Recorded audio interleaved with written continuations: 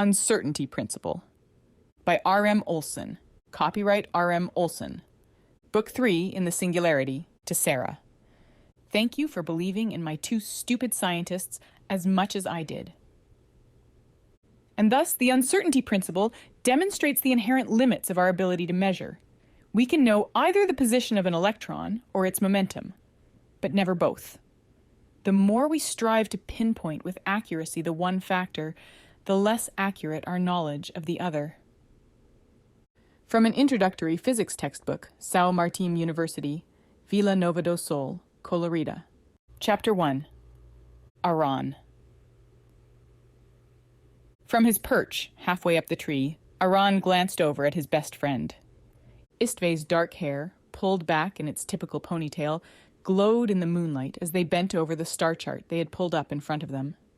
They had a sextant as well, and occasionally glanced up, taking measurements of the night sky. And for a moment, watching them, Aran felt a rush of fondness that was almost enough to make him dizzy. The massive spider below him hissed, jolting him out of his reverie. Well, it wasn't exactly a spider. To be honest, he had no idea what it was, and he'd never seen something quite like it before, but it had 8 legs, a body multiple times Aran's size, and a very clear agenda that involved eating Aran, and probably Istve as well. "Easy there," he whispered, trying very hard not to allow his unease to show in his voice. We're not a threat. Neither of us are a threat." The fact was, on this forsaken planet, there were very few places that were high enough out of the trees for Istve to get a reading on the star chart. It just happened to be their bad luck that the one place that was happened to be the home of whatever the hell this thing was. It was watching him, which, after all, was the point. They needed the readings, and Aran had agreed to keep the coast clear. And if Istve still didn't actually know the full extent of what that currently entailed, it was just as well. They had to be able to focus on their work. The spider hissed again and scuttled closer. On Aran's shoulder, Ani hissed in return. He was already holding her back with both hands to keep her from going after the thing. "Easy there," he whispered again, trying to keep his voice steady. "Listen, this doesn't have to be a fight. Nobody here wants a fight, I don't think, and..." The spider pounced. Aran scrambled backwards, clinging onto Ani's tentacles as hard as he could with one hand, while with the other trying to catch himself on the slick branches of the tree. "No, it's fine, Ani. There's no need to..." Ani wasn't listening. She made an abortive attempt to launch herself towards the beast, realized that Aran hadn't let go yet, and turned her snarl on him. "Ani, listen, we don't just kill whatever..." The spider recalibrated its aim and launched itself at Aran again. "Hey now, it's all right. No one's trying to hurt you," Aran managed to choke out. The spider appeared extremely unconvinced. Aran grabbed with both arms for a branch, swung himself up, and made a wild grab for Ani, who'd realized she was free and was attempting to fling herself at the spider again. "Ani, listen, it's not trying to hurt us. I mean, it is, but only because..." He jerked his leg out of the way as the spider's mandibles clamped shut right where his foot had been. "Damn it to hell," he said through his teeth. Istve had glanced up from the nearby hilltop where they were making their measurements. "Is everything all right back there?" they whispered through the wavelink. Aran ignored them. He could worry about reassuring Istve after he'd gotten the hell out of here. The spider's mandibles clicked shut again, catching the toe of Aran's boot and slicing through the thick leather upper as if it were paper. Aran swore again and kicked off, trying to one-handedly pull himself farther up the tree. The branches were getting thinner, and he tried very hard to keep from thinking about the ever-growing distance between himself and the ground. Although, as much as he hated heights, he was a little preoccupied with more urgent things at present. Aran, listen, I'm getting close to done here. I don't want to interrupt you in the middle of something, but can you please just let me know if you need help?" There was a studied calm to Istve's voice, and Aran groaned internally. "I'm fine," he hissed, squeezing his hand to activate his wavelink. "Can't talk right now. Be ready to run."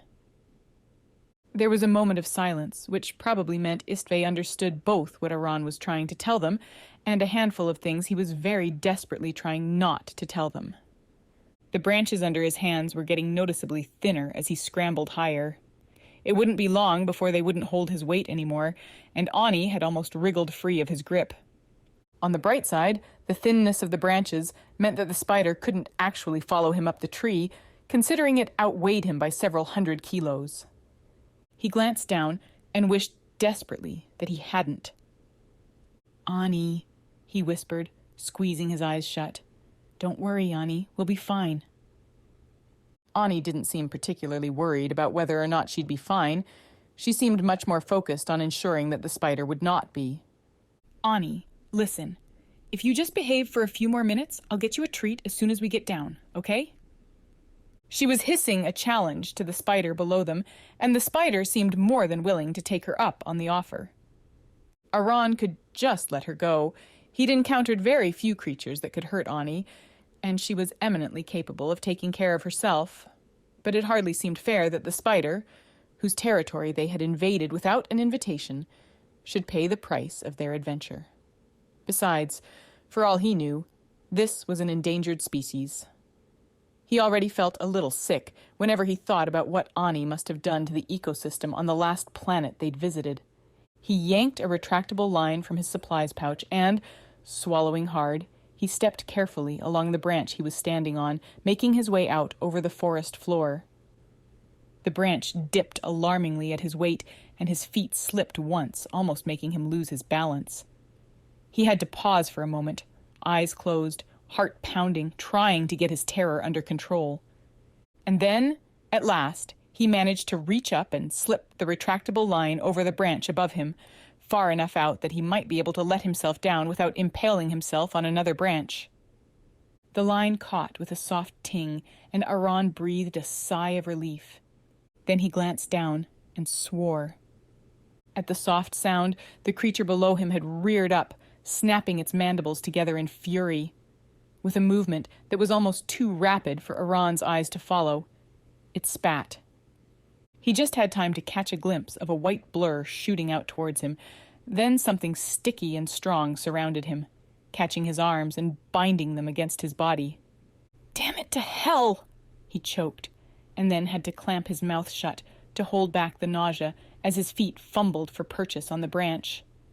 He tried to catch his balance, but without the use of his arms, there was nothing he could do. He swore once more, helplessly, as his feet slipped and he plummeted towards the forest floor below. The shock of the fall pulled the breath from his lungs, and he could feel Ani scrabbling against his shoulder, where she too had been trapped by the web. And then the line he'd thrown over the branch caught with an impact that knocked the breath from his lungs, then gave, then caught again, tumbling him over and over in short, jerky starts and stops. Finally, he came up short, swinging helplessly a few meters above the jungle floor. He had one brief, shocked moment to take stock of how incredibly lucky he'd been. The thick webbing the spider had spat had caught the line as well as his arms, absorbing enough of the impact that he hadn't broken any bones or wrenched his arms from their sockets before he glanced up. The spider was already on its way down towards him. He twisted frantically, trying to get a hand free. He managed to free his fingers for long enough to squeeze his fist, activating the wavelink. "Pishti!" he gasped. "How close to done are you?" He yanked desperately at his bindings, and his hand slid free just enough that he could hit the light on his palm screen. It shot a brilliant beam of light towards the spider, and the creature flailed back. Aran gulped in a short breath of relief. "Aran! What the hell are you—" Istve seemed to think better of the question. "Yes, I got the last measurement I need. I'm just noting it down, and I'm done." There was a note of grimness to their voice, and Aran couldn't exactly blame them. They cared about him. Maybe not in the way he wished they would, but they cared about him deeply. And he'd learned thoroughly and effectively over the last few weeks that if there was one thing that was as important to him as saving Istve's damn stubborn life, it was seeing Istve happy, which meant paying attention to the things that were important to them, which apparently involved Aran not getting eaten by giant spiders. Because yes, finding the cure for the genetic defect that was slowly killing his best friend was unutterably important. Yes, it was the thing that Aran had basically spent his life searching for, and would spend the rest of his life searching for until he found it. But he'd also seen what happened when he hurt Istve, when he ignored what they wanted in his effort to give them what he was certain they needed. And he wasn't going to do it again, not for himself, not to make himself happy, not to fix Istve regardless of the outcome. They were a team, and he wasn't going to ruin things again. Good, he grunted. He'd almost worked himself free of the spider's web, at least, enough to be able to cut himself loose to drop the remaining distance to the ground. Ani, however, had almost done the same. With a final wrench, he tore one arm free, yanked the bush blade out of his pouch, and slashed at the remainder of the sticky strands. The spider above him was hesitating, clearly not appreciating the light from his palm screen, but the light wouldn't hold it off forever. The thick strands resisted his knife, but he sawed away frantically. Listen, Pishti, I'm going to be heading over there in just a second, and... He glanced up again. The spider above him was a dark shape, multiple eyes glowing in the light of his palm screen. And it's possible I might have company? I'm not even going to ask, said Istve, their voice going even more grim. Just get back here alive and we can figure the rest out. There was a momentary pause. There, I'm finished. What do you need? The last of the web split with the sticky, tearing sound, and Aran fell the last few meters, landing heavily on the forest floor. Ani gave an undignified squawk of protest, and he barely managed to catch her again before she launched herself at her antagonist. Ani, it's fine, it's... The spider was descending the tree at speed. Aran groaned, scrambled to his feet, and started off at a dead run. If you've got a light tube, it might be helpful, he panted. It doesn't seem to like anything too bright. And as long as we don't expose it to the light for too long... For hell's sake, please stop worrying about the damn thing's light sensitivities. I'm sure it'll be fine, which can't be said for you if whatever it is eats you. Aran sighed, glancing over his shoulder. Istve did have a point. Tell me where you are. I'll come find you. Istve's voice was tight with worry. No need. He could see his friend through a break in the trees ahead of him, and a moment later he crashed through the branches practically on top of them. Istve swore and caught him, steadying him on his feet. Aran, what the actual... Light! Aran gasped. Istve swore again, yanking a light tube out of their pouch. They swung it up, igniting it as the spider burst through the trees after Aran. It gave a high-pitched squeal, shying back. This way! Istve yanked Aran down a narrow trail. The spider was still behind them, mandibles clicking angrily. On the positive side, the light had stopped the creature from actually eating them. On the negative side, it had made it very, very angry. In here! Istve panted and shoved Aran into a narrow opening between two tree roots. Aran scrambled inside, and Istve tumbled in after him, landing practically on top of him. For a few moments, the two of them simply lay there, gasping for breath as the spider prowled outside. Are you hurt? Istve's voice carried its typical mixture of concern, alarm, and mild exasperation. They rolled up on one elbow beside Aran, their face centimeters from his, their brown eyes scanning him for injury. No, Aran panted. No, I'm fine. He trailed off. Damn it to hell. Damn it to actual hell. That was the thing about adventuring with Istve. He was in love with them. He had been, for as long as he could remember. And for as long as he could remember, he'd pushed it away, because Istve had made it very clear that while they cared for Aran, they didn't have any interest in a relationship. But in the back of his mind, the traitorous thought was always there, that perhaps one day Istve would change their mind, return his feelings. But if the last few weeks had taught him anything at all, and he hoped they had, it was that he needed, more than anything else in the universe, for his friend to be happy. That seeing Istve sad was like stabbing a knife through his own chest and watching himself bleed out, and nothing, no subtle hope, no longing wish was worth that. He could still hear Istve's drunken confession of a few days previous. I know what you want me to be, Aran. I know how you feel, and I wish I could be that for you, but I can't. Istve trusted him. The very least Aran could do was be the kind of person Istve could trust, and stop waiting for things they'd made it clear they didn't want. He drew in a long breath and let it out again, then sat up. Istve was shoved up against him, their body pressed against his, their breath warm on his skin. But, well, it was funny. Now that he'd decided, finally, that this was over, it was funny how much easier it made things. "Well," he said, grinning at his friend, "that was exciting, just like old times, right?" Istve blinked and scooted back, although in the confined space it was difficult. "Yeah," they said, clearing their throat. "Yeah, just like old times." Their voice was rough, and Aran peered at them more closely. "Are you all right? Because if—" "I'm fine," said Istve irritably. I'm fine. Listen, I think it's gone." Aran watched his friend curiously for a moment, then shrugged and turned to the glimmer of starlight from outside. Cautiously, he poked his head out of the small opening. When nothing pounced on him, and Ani's grumbling growl remained steady, he turned back. "I think you're right. It's gone. Let's get back to the pod." Istve nodded, and the two of them scrambled out of the narrow space.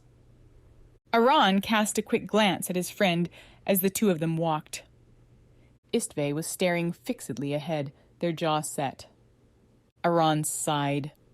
Istve had been behaving oddly since their and Aran's escape a few days previous from the aliens who'd taken the two of them, along with the rest of the human survivors of the diplomatic ship, captive when they arrived in the system, but he hadn't been able to put his finger on why. "Look, Pishti," he said after a moment, "do you want to talk about anything?" Istve blinked up, startled. "What?" Aran shook his head. "Never mind." The two of them reached the clearing where they'd put down the pod, and for a moment Aran stood staring up at the stars.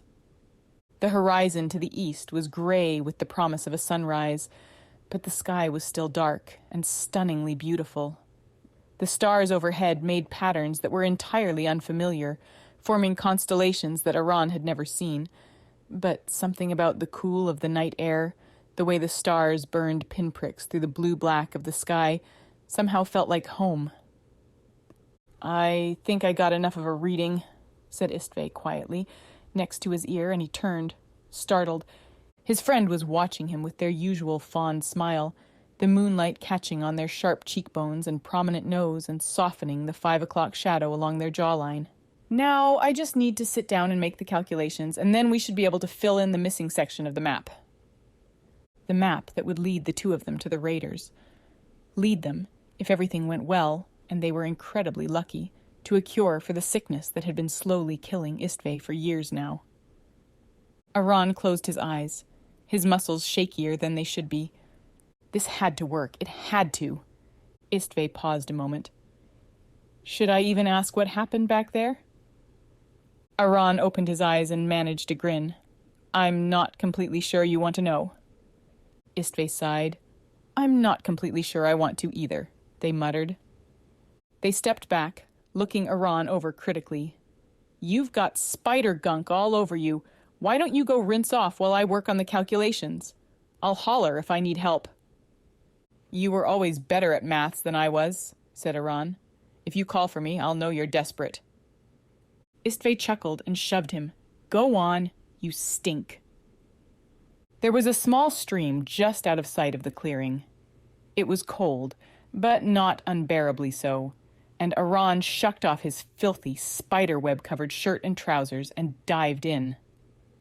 The shock of the cold on his skin took his breath away, but the sharp burn of it on his tired muscles and the feeling of clean water washing away the sweat and grime was infinitely enjoyable. The spiderweb took some time to scrub from his skin and hair and short beard, and by the time he'd finished and climbed out of the stream, shivering, the sun was peeking over the horizon in a brilliant blaze of orange.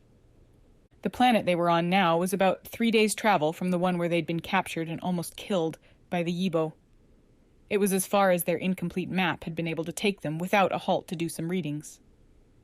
Still, Aran glanced around him. They had to be getting close. This planet had either been terraformed or was yet another planet with naturally occurring oxygen, which seemed unlikely. Either way, it had clearly been abandoned. They'd scanned the entire planet as they approached, and hadn't come across a single sign of a settlement, which, Considering the reputation of the aliens they were trying to contact almost certainly meant they were getting close. He had a feeling that these raiders were the land devil equivalents in this system. He pulled on his trousers and slung his shirt over one shoulder, letting the fresh morning breeze dry the dampness from his skin. When he stepped through into the clearing where Istvay was bent over their calculations, the rising sun had bathed the entire clearing in an orange glow. He shook the water from his hair and turned, closing his eyes and basking in the warmth of the rays on his skin. "Aran! Are you—" Istvay broke off with a strangled sound. Aran opened his eyes quickly, turning to his friend in concern. Istvay was staring at him, and he frowned. "Pishti?" Istvay looked a little like they'd been hit upside the head. "Istvay?" He felt a sudden twinge of worry as he crossed quickly over to his friend. "Pishti, are you all right? Did something—" He paused to blink away the water that had pooled on his eyelashes. "No," mumbled Istvay, looking away hurriedly. No, I'm—" They cleared their throat. "I'll grab you a towel." Aran laughed and dropped to the ground cross-legged beside his friend. "What is this, the edge of the Northern Rim Mountains? It's not like I'm going to catch a cold out here." Istvay cleared their throat again and glared down at their palm screen, where they'd clearly been hard at work scribbling calculations. Look, I don't want you getting sick or something."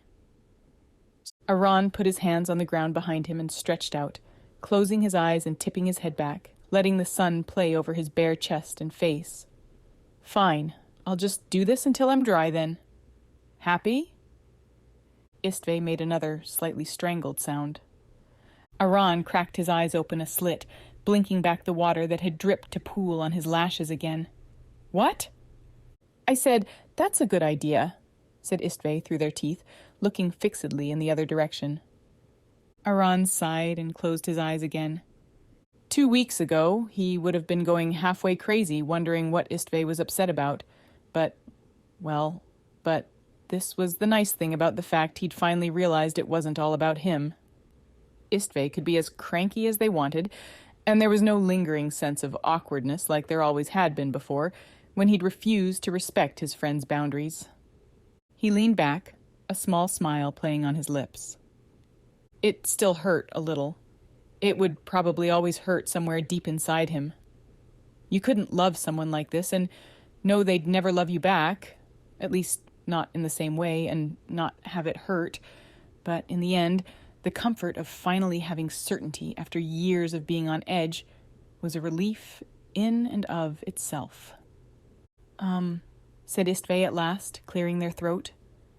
Aran blinked his eyes open. Istvay was still staring down at their palm screen. "I think I've got it," they said quietly. Aran sat up and leaned to look over their shoulder. The partial map that Istvay had copied glittered on their tiny, glitchy palm screen. "If my calculations are correct, this should be the planet we're on, right here." Istvay's finger touched a glowing speck on the map. Aran stared down at it, his heart beating faster. The place Istvay had touched was right across from the red blinking point in the center that indicated their goal. "That means," he breathed, barely able even to say the words. This time Istvay did look up, their brown eyes dark with a mixture of concern and excitement. "Yes," they said quietly, "we're only one planet away. We could be there in a matter of hours." Chapter 2. Savina. "So, Savina," said Joska, looking up from the control panels of the ship. "Here we are?" The worry creases in the pilot's tawny brown face were deeper than they had been when Savina had first met her, but her gaze was as perceptive as ever, a hint of good humor lurking in her eyes despite the circumstances. Savina nodded brusquely, trying not to let her unease show. Here was the remote alien planet Chief Justice Alba Espina had pointed out on a star map as inhabited, with a settlement large enough that there would likely be medical facilities. After almost being murdered by the Yibo, this system's sapient inhabitants, just over 2 days ago, Savina hadn't exactly relished the idea of showing up on the Yibo's doorstep a second time, but honestly, they hadn't had much of a choice. The diplomatic party they'd picked up on their way out of the Yibo city they'd been fleeing from was in bad shape. And although Savina would have happily let them burn, one look at Joska, or at her little brother's mulish expression, told her that if she voiced this opinion, she'd be dealing with a mutiny. And Rafael, too, the Dolphin's lone crew besides Joska. For all his bluster, there was a sick look to his face that told Savina his injury was worse than he wanted to admit. Not that she cared. Whatever Joska might think, Savina had pulled the man out of the way of the alien weapons fire out of pure self-interest. To keep him from slowing them down, and to keep Joska from losing her damn mind when she found her friend had been left behind. But she couldn't hide, even from herself, the pinch of worry that came every time she looked at Rafel's wan face, pallor turning his already pasty complexion sickly. "I'm going to get my weapons," she snapped, unstrapping herself from the co-pilot's seat. It was Rafel's usual position, but right now, sitting upright in his cot seemed the extent of his strength. Joska nodded. "May not be a bad idea, but," she added, holding up a finger in warning, "we're depending on the Yibo's goodwill to keep ourselves, and everyone here who's injured, alive. So we can't afford to antagonize them. Do you understand that, Savina?" Savina scowled at her. "I've somehow managed to keep myself and Benny alive for 27 years, she snapped. "You don't have to treat me like—" "I'm well aware of your competence," said Joska dryly. "However, I have a much lower tolerance for intentional homicide than you do." Savina rolled her eyes, but the tension that had settled in a sick knot in her stomach was enough to stop her from any additional retort. She blew out a long breath as she strode back along the ship's corridors. As much as she hated to admit it, Joska was right. The last few weeks had, if nothing else, taught her that there were things in this galaxy the likes of which she'd never dealt with and had no desire to. She finished strapping on her assorted weaponry and stepped out of the small cabin she and her sibling Benny had shared before the ship was so crowded with refugees that there was hardly room to move, to find Nicolau standing next to the makeshift sickbay, deep in conversation with Joska. It didn't escape Savina's notice that her little brother stood suspiciously close to Inez, the young linguist from the Chief Justice's diplomatic mission, or the fact that his hand was slipped, inconspicuously, around the girl's waist, or the fact that Inez didn't seem to mind this in the slightest, her hand resting on top of his, the light olive color of his skin contrasting with the dark umber of hers. Savina sighed to herself, torn between irritation and amusement. Still, she could hardly blame him. If you were stranded on an alien planet with no idea how much longer you had to live and no way home, a lengthy courtship seemed excessive. "Savina," Nicolau called, catching sight of her. "Come, we need your opinion." From the wry look on Joska's face, Nicolau was the only one of the party who seemed to feel the absolute necessity of Savina's opinion. Savina smiled to herself as she came over. "What is it?" she asked, making her words brusque. Nicolau gestured at the crowded mess of what had once been the clean, quiet main deck of the Dolphin. "We were just trying to figure out how we're going to manage this. The Chief Justice won't be able to walk. Inez says she's essentially delirious at this point, which, considering what she's been through, probably isn't all that unexpected." There was a note of worry in his tone that had Savina biting back an exasperated sigh. "And Rafael isn't doing well either. That leaves us. You, me, Benny, and Joska. And what's left of the diplomatic mission, Inez, Josip, and Feliu. With the shape Feliu's in, he's certainly not going to be carrying anyone, and I doubt Josip will be carrying anyone either." He glanced over at the old diplomatic aide, whose weathered brown face wore a twinkly, good-natured smile that seemed entirely at odds with their current situation. "I wish I could contradict you," the man said, "but I'm afraid I'm not as young as I was. I can help with the supplies, though, at least, and swap one of you off in an emergency." "How far are we from the Yibo settlement?" Savina asked, turning to Joska. Joska sighed. Concern and exhaustion mingled in her expression. "If the map is correct, we're only a couple kilometers from the village." Savina gave a brusque nod. "Good. Then listen, we're all going together." She held up her hand as Nicolau opened his mouth to protest. I, quite frankly, don't care if you disagree. We'll drag the cots behind us if we need to, but we're not splitting up. Not in this hellscape of a system where everything we meet wants to kill us. Joska shook her head wearily. I can't argue with that. Well then, I guess we'd best pack up. We'll make up litters for the injured so we can carry them, and we'll need some of the knapsacks for supplies. The others nodded and turned to their assigned tasks. Savina? Whispered Benny when the captain had left. Are you sure this is a good idea? Savina closed her eyes and sighed. Benny, she said, trying to keep her voice patient.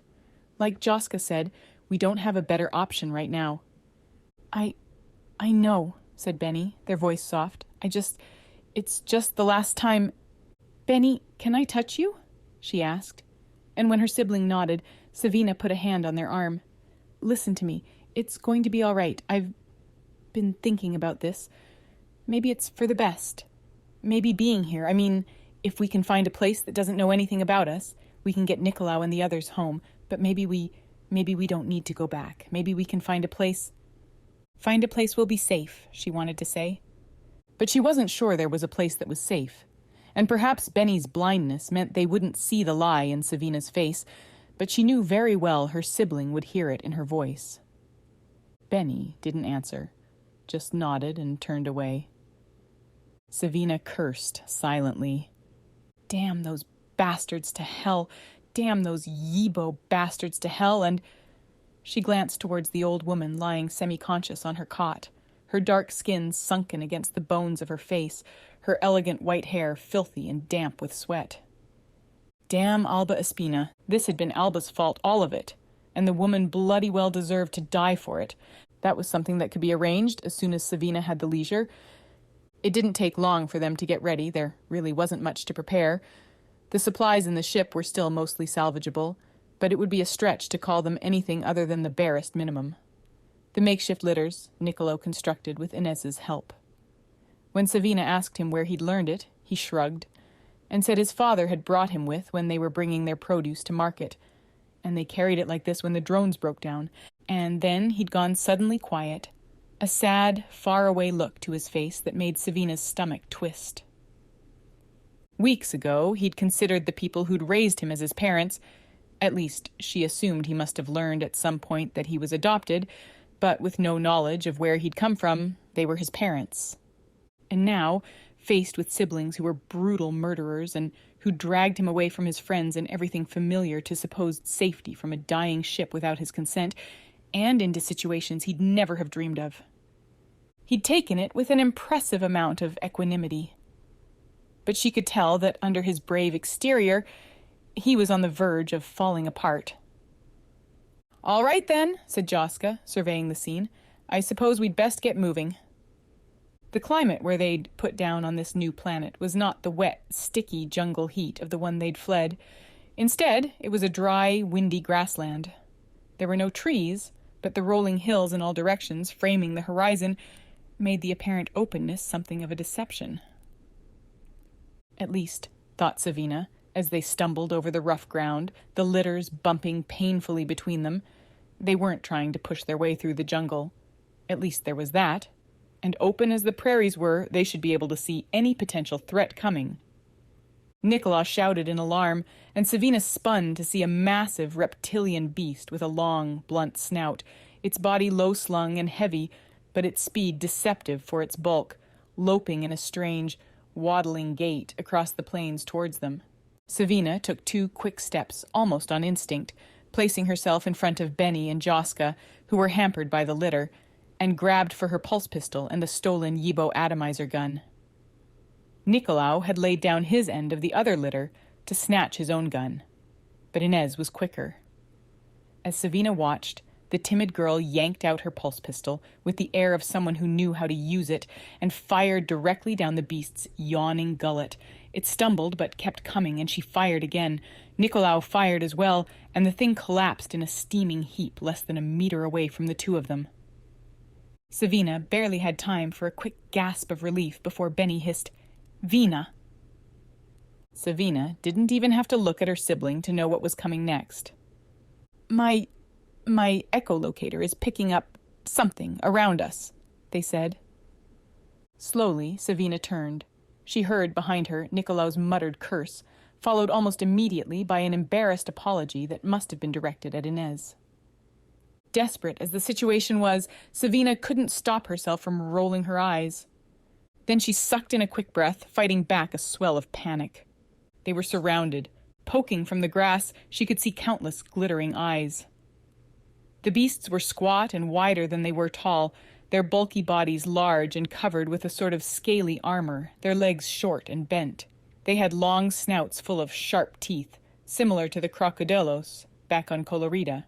But where crocodilos were clearly adapted to water, these were land creatures, their legs set more firmly under their bodies, their thick tails dragging through the grass behind them. Joska laid Raffles' litter on the ground and straightened, her pulse pistol drawn, to stand beside Savina and Benny, placing herself between the beasts and the injured man, and Rafael was trying to sit up, fumbling weakly for his own weapon. Josip's and Feliu's weapons were out as well, although of the two of them only Josip looked comfortable with his, and Nicolao and Inez were checking their own pistols, having stepped back from the dead creature at their feet. It wasn't going to be enough. There was no way it was going to be enough. Savina found herself biting back what could have almost been tears of frustration. She just wanted to keep Nicolao safe, that was all. She just wanted to keep her baby brother safe, and every damn time she turned around in this damn system... "Savina," said Joska quietly, "how many of them do you think you can take?" "Not enough," snapped Savina. "What, you think I'd stay here while the rest of you got away?" "That's not exactly what I was thinking," said Joska quietly. "But I thought maybe between the two of us..." Savina shook her head sharply. "If you can get my idiot baby brother to run, maybe he and Inez could make it. But if you can do that, you could probably talk these stupid scavengers into turning vegetarian and guiding us to the village themselves." Joska gave a dry chuckle, and for a moment Savina wondered how and when that sound had become so familiar and comforting, even in a situation like this one. If that scientist were here, I've no doubt he'd say something about, "If we're all going to die anyway, we may as well leave the poor beasts alone." "If that damn scientist were here," said Savina through her teeth, "his damn tentacled nightmare pet would have made this all unnecessary." Joska chuckled again. The beasts were creeping closer. "Shoot at anything that gets too close," called Savina over her shoulder. "We'll take as many of the bastards down as we can. Maybe if we kill enough of them, they'll find an easier meal." There wasn't really any hope of that. They were all going to die, and she could tell, from the grim nods of the others, that they knew it as well as she did. Suddenly, one of the beasts on the outskirts raised its head and gave a strange, chirping call. As quickly as they'd come, the animals faded back into the long grass, leaving nothing behind but the limp body of their dead companion. Savina turned to stare at Joska. The woman's expression echoed Savina's confusion. "What?" Nicolao began. And then, through the grasses, Savina saw familiar shapes that made her heart beat faster, with something she wasn't sure was relief or terror. Petite, bipedal, lemur-like creatures, a little shorter than a human, with long prehensile tails and large eyes made larger by the dark fur surrounding them. The group of Yibo approaching through the long grass were dressed differently from the ones in the city they'd left, their tunics a similar style, but made of a thick, heavy material clearly built to withstand the wind and the chill, with warm trousers underneath. But they appeared no more willing to take chances with strangers. The leader had a drawn weapon and was approaching them cautiously. "Savina," said Joska under her breath, warning in her voice. Savina glowered at her. As much as she'd love to, she wasn't going to shoot their only chance to get the hell out of this feeding ground. At least, not yet. The Yibo, who seemed to be in charge, stared at them for a moment, then made a brusque gesture for them to drop their weapons. "No way in hell am I going to—" Savina began, but Joska leaned down to place her own weapon in the grass. "I know you, Savina," she muttered as she straightened, "and I'd bet my ship and my next 10 cargo hauls that that's not the only weapon you're carrying." Savina glared at the woman, but she was right. "It looks like we found our settlement anyways," said Joska. Or rather, she added, they found us. Chapter 3. Alba. Alba heard dimly, from the part of her mind that wasn't so fogged by pain that it still could piece together what was happening around her, voices arguing in accented Yibo tones, followed by the calm, matter-of-fact voice of the ship's captain, Joska. Alba should be doing something, helping somehow. She was the ambassador, and this was her responsibility, her problem. She'd brought them to this planet, and it was her duty to ensure that whatever happened here would not end in such a spectacular failure as their last attempt at diplomacy had. She moaned, trying to force her brain back into full consciousness by sheer willpower, and then she felt a warm hand on her arm. "Alba," said Josip quietly. "It's all right. They've brought us to their village, and Joska's taking care of things. Just rest now." Somehow, the sound of his familiar voice, the kindness in his tone, diffused the panic, and she let herself slump back and her eyes fall closed. The rest of what happened was something of a blur. Yibo voices chattering around her, the AI program in her wavelength that Inez had created, translating their words, but her exhausted brain unable to make sense of them. The sensation of movement, the sharp, overwhelming jolt of pain as she was transferred onto a cot, warmer and much more comfortable than whatever she'd been lying on before. Then there was the sting of a needle in the soft skin of her forearm, and she knew nothing more. When she woke again at last, it was to a scene that was utterly unfamiliar. She blinked, gazing around her and waiting for the rest of her brain to catch up, and wondered somewhere in the back of her mind if she was still dreaming. She was in a clean, sterile building, awash with sharp chemical scents that, as unfamiliar as they were, still evoked the image of a hospital. She tried to move, then groaned as her entire body protested. And then she recognized the absence of pain in her knee, something at once so overwhelming and so expected that she found herself almost nonplussed at its absence. "This one's awake," the cheerful AI voice translated in her ear. And it was only then that she realized that the odd background noise she'd been hearing was the chattering speech of the Yibo. Yibo. Her brain was slowly piecing together the events of the past few days. The reason why the sound of that language left the sharp, bitter taste of panic in the back of her throat. The Yibo, the diplomatic mission, General Kavako's people, negotiating with the humans' Yibo captors, promising them humans to use as cannon fodder in exchange for the Yibo's help in Kavako's planned military coup back in their home system. Her flight from the city with the tiny remnants of her diplomatic corps.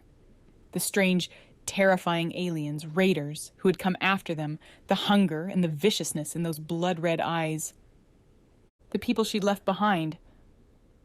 It was the first time she'd allowed herself to think of it. Had she been in full possession of her faculties even now, she would have stopped the thought before it had begun, but the thought had already insinuated itself into her brain, and it was too late to push it back. She'd abandoned them. There had been people inside the Yibo government compound, the survivors of the diplomatic ship, people who were looking to her to save them, and she'd fled and left them there because there was something that she had to do that was more important than their lives. Something that would cost them their lives, because the alternative was to sacrifice the lives of everyone in the Joias System. The humans' only way home was back through the portal. The only way for the Yibo to destroy their entire system, for General Kavako to use his alien allies to take full control of the Joias System government, was back through the portal. And Alba had the map that told her the portal mechanism was on this planet. The portal mechanism she would have to destroy. The thought sat sick and heavy in her stomach. She was not accustomed to losing. She was not accustomed to playing a game where she didn't know the rules and there was no way to win. But she was playing this game, whether she wanted to or not. She'd brought those people through the portal. They'd come because they believed in her ability to make things right, and she could still save them. But she wouldn't. Not at that price. She took a deep breath. As a judge, and then as Chief Justice and head of the Judicial Council of the Joias System, every decision she'd made over the past 4 decades had been a decision that would shape people's lives. And perhaps she hadn't been as aware then as she was now of the immediate and long-term effects of those decisions, but she'd made them nonetheless. just as she'd made the decision to do all in her power to destroy the portal. And she'd never been the type to have sympathy for someone who moaned about a situation that they themselves had brought about. "How are you feeling?" asked an accented voice in common dialect. Alba looked up to see someone who must be a Yibo medic standing at her bedside. They were looking through a chart, glancing at the sensors above her bed. "I'm doing well enough, thank you," she said, trying to calm her nerves. "Thank you for your care." The Yibo nodded. "I'm glad to hear it. We've put some bone set on your knee, which should speed the healing significantly. It is a difficult break, and your body is old and not able to renew itself at the speed which it might if you were a younger person. But despite that, I have high hopes for your full recovery." "I am very aware of my age," said Alba tartly. The medic hesitated. "We understand that you are the leader of the humans in your band. The mayor of our town, I think you'd say, would like to speak with you. Are you feeling well enough?" Alba closed her eyes for a moment. Her head still ached dully, and the thought of speaking with some self-important rural Yibo villager with delusions of grandeur was vaguely horrifying. But she and the rest of the diplomatic corps, to say nothing of the ship's captain Joska and her crew, were at the Yibos' mercy for the foreseeable future. Best get it over with. "Of course," she said, opening her eyes again. "You may tell your mayor I would be happy to meet with them at their convenience." "Good, good," said the medic, nodding. "She will come shortly, as this is a matter of some urgency." He turned to the readout on the machine over her bed, made a quick note on his pad, and turned to the next patient, leaving Alba to her uncomfortable thoughts. It couldn't have been more than half an hour before the mayor arrived. She was tall for a Yibo, with fur of a light tan, the circles around her eyes a soft brown. Her clothing was fine, a tunic and trousers of thin, delicate fabric, decorated with intricate patterns of a much brighter color than Alba had seen in the Yibo city they'd left. And she strutted into the room with all the pompous self-assurance of a Rim Mountain Village major domo, who thought their village was the crown jewel of the known world, and they the ruler of it. She examined Alba with an imperious expression, then pulled a seat out from the wall and sat haughtily. Alba grimaced and pushed herself into a sitting position. The movement made her head swim, and she had to grab for the headboard to steady herself before she could do any more. The Yibo woman watched her impassively, and Alba gritted her teeth trying to wrestle a pillow into position behind her, so she could lean back. By the time she turned back to the mayor, she was already exhausted, her temper fraying at the edges. But she was a politician, and, at the least, she had a lifetime of training in acting polite to people she despised. "You asked to see me," she said, keeping her tone carefully neutral. "Yes," said the mayor in a heavy accent. "I did." She made a brusque gesture with the tip of her tail. "Your people were wandering out on the plains, and we saved you from being attacked by the Gorum. We brought you to our village, and gave you food and medicine and shelter." She leaned forward. "And now we will have to discuss the price." Alba bit back her instinctive, sharp response. "We are not unappreciative," she said at last. "But you must see that at the moment we have very little to bargain with." The mayor sat back, still watching her. "Your ship's captain, Joska, offered her ship as collateral when you first arrived, as security on your debt," she said. "I have heard other voices, though, reminding me that there are still places in the system that traffic in humans. You yourself may not bring much, but there are some healthy young ones in your party who might be worth something. Unless you have something more interesting to bargain with." Alba straightened, her stomach tightening with remembered terror. "Surely you have some moral code that would prevent you selling people who come to you injured and asking for aid?" Her voice was sharp, and she sucked in a calming breath.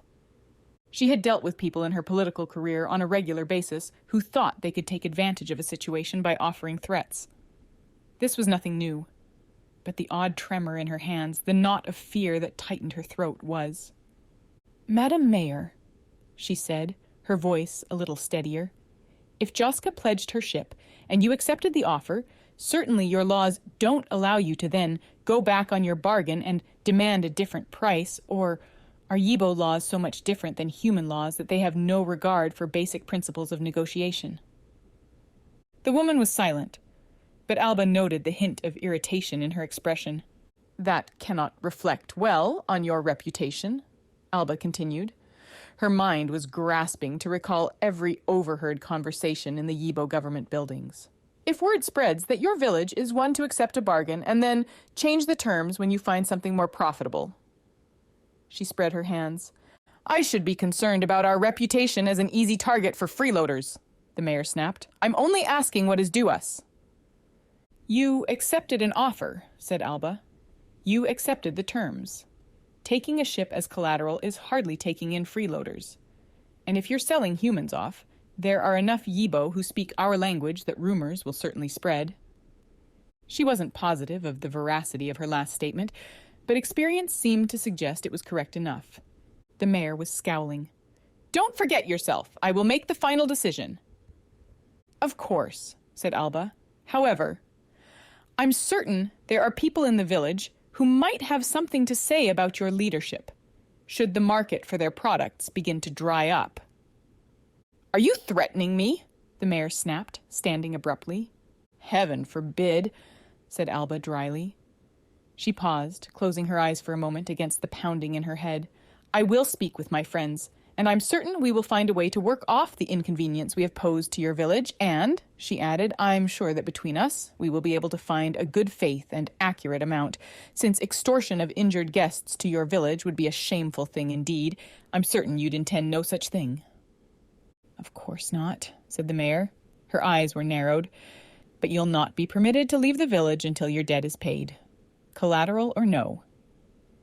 She turned away, noticeably omitting the respectful head tip that Alba had grown used to in the government buildings in the Yibo city, and strode out of the room. Alba dropped back against the pillow, closing her eyes. Prisoners. Again. She didn't have time for this. Somehow, they had to find the portal mechanism and shut it down, and time was already sliding through her fingers like water. Surely it wouldn't take the Yibo head of government Kachik and his people long to figure out where she'd gone to ground, and if he didn't know her plans, he knew, at least, that she would be working against him if she possibly could. He'd be after her. And Captain Matten worked with Kavako. He'd see Alba as an existential threat, one that had to be eliminated at all cost. In the council chambers of Villa Nova do Sol, this would be a challenge she'd meet with head high. Her position as one of the 3 joint heads of government, her connections, her legal acumen, her reputation as harsh but fair, would give her a weight of moral authority that would be difficult to confront. But here, what did she have left? No knowledge of the language, the customs, the legal systems, except what little she'd gleaned from observation in Kachik's halls. No reputation, certainly, no connections, at least none that didn't wish her dead. She closed her eyes, trying to keep from thinking of the hopelessness of the situation. She was startled out of her reverie by a familiar voice that spoke without a trace of Yibo accent. "Madam?" She turned. It was Feliu, Josip, standing close behind him. "Madam, how are you feeling?"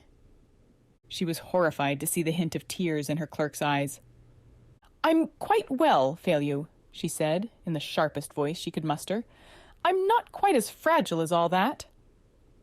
Feliu closed his eyes for a moment, and she could see his relief by the way his posture slumped, some color returning to his normally pink face.